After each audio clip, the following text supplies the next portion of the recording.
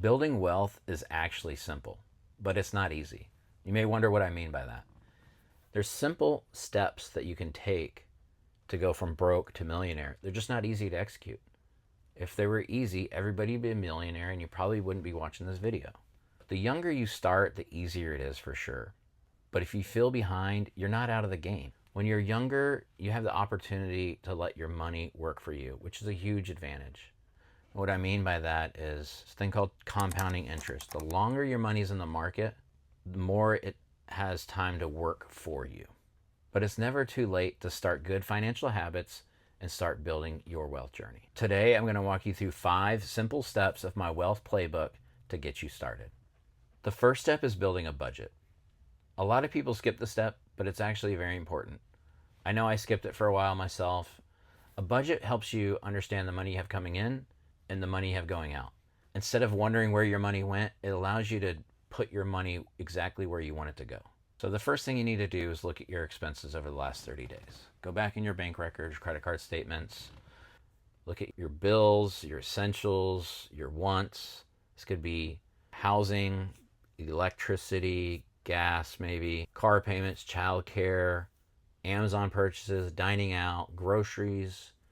All right, once you've added up all of your expenses, take your total income, subtract your expenses, and find out where your surplus is. Hopefully you have a surplus.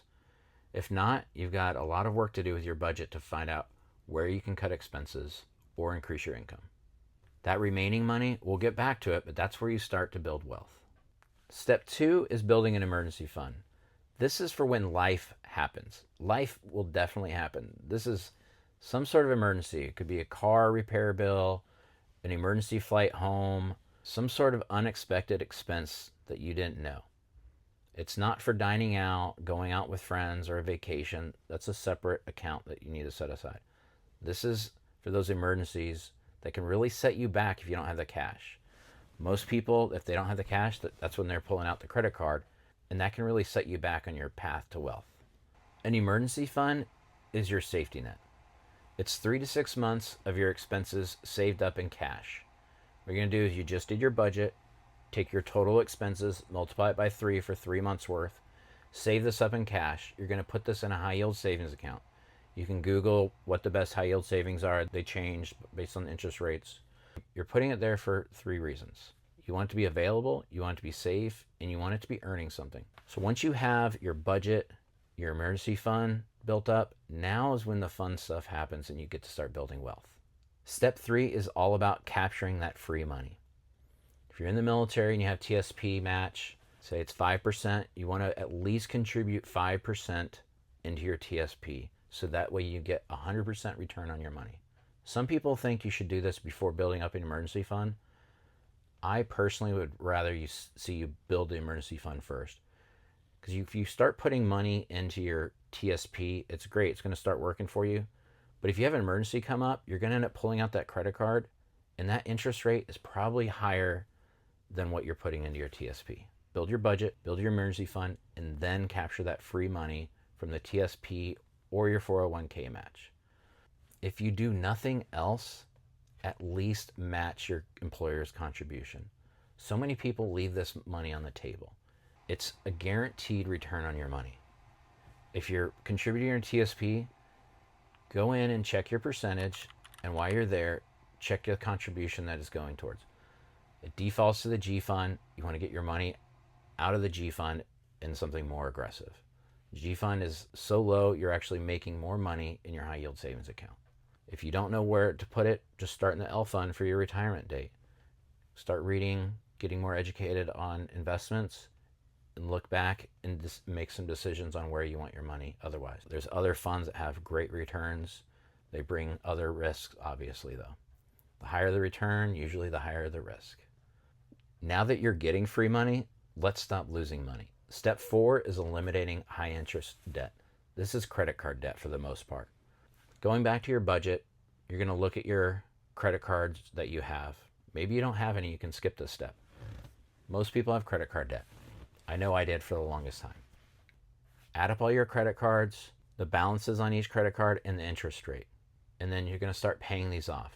There's a couple of methods to paying off credit card debts when you have more than one. You can either pay off the one that has the lowest balance, and this gives you just a freedom kind of thing. You see progress as you're starting to pay off one. When you pay that one off, take that payment, what you were paying towards it, add that to the next one, and you can just keep going that way. Or the second, which is actually more financially the way to go, but it doesn't give you that same satisfaction, is the interest rate. Look at the one with the highest interest rate and pay that one off first. Maybe you're lucky and the one with the highest interest rate is your lowest balance and it's a win. But pay those credit cards off. Once you get these credit cards paid down, you're going to free up all this extra cash. Think about how much money you're paying every month in credit card debt. Now you're saving interest and you're really going to be able to build wealth. As you pay off a card, be careful about closing it out. If there's no annual fee, just cut the card up and leave the account open. Don't close it. It could do more damage to your credit than you realize. Credit card debt is one of the biggest wealth killers. Every dollar going to interest is a dollar not building your future. So once you have your credit card bills paid off, now's the time you really get to start building your wealth. Step 5 is where you get to choose your wealth building plan. And you don't have to pick just one. You got some solid options at this point. It really just depends on your situation. You continue to increase your contributions to your TSP or your 401k. You can contribute to an IRA, or you can look into real estate. If you're in a situation where you're collecting BH, you're stateside, you have a powerful benefit called the VA loan. It's zero down. You don't have to pay PMI. It's a great way to get into real estate at a very low cost. If it were me, I would look at a triplex or a quadplex. What you want to do is you want to live in one unit and rent the others. Obviously, you want to make sure you don't want to just get into anything. You want to do some analysis, make sure real estate is not passive, but it is a great way to really start building wealth. So you're going to rent the other units out. Those tenants are help pay down your mortgage. You're going to live in the other unit. You have to with the VA loan. Maybe you're single, you can have some roommates move in with you, called house hacking, and this will really set you on a great path to building wealth. Say you're not in the situation to buy a place, doesn't make sense in your market, maybe you're stationed overseas, maybe you're still in the dorms. Look back at your TSP, get educated on those funds that you have available, so when you're putting your contributions in, you know where it's going. Like I said earlier, if you don't know at this point, you can still leave it in the L fund, but there are other funds that can really make you a lot more money. You don't have to max it out overnight. Just slowly start turning up the dial. If you want to max it out, that's fine, but you don't have to. Long-term goal is to have about 15% or more of your income being invested. Obviously, the more you invest, the faster it is to get to your financial goals. And just because you're investing in real estate doesn't mean you don't invest in your TSP as well. Look, your BAH, you're bringing in your BAH. Hopefully you've got some people that are helping offset that BH and you're actually generating money off of this. And so you have more money to put into your TSP. Just because you're getting extra money doesn't mean it's just extra money to spend somewhere else, right? You're taking advantage of this income that you're now having and you're investing it somewhere. If you're young, your advantage is time. Time in the market is one of the best things.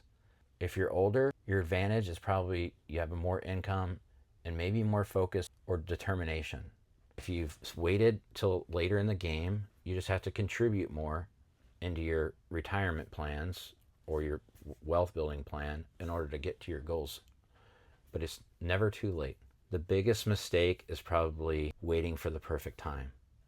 Wealth building is boring, but it's a consistent thing that you need to do.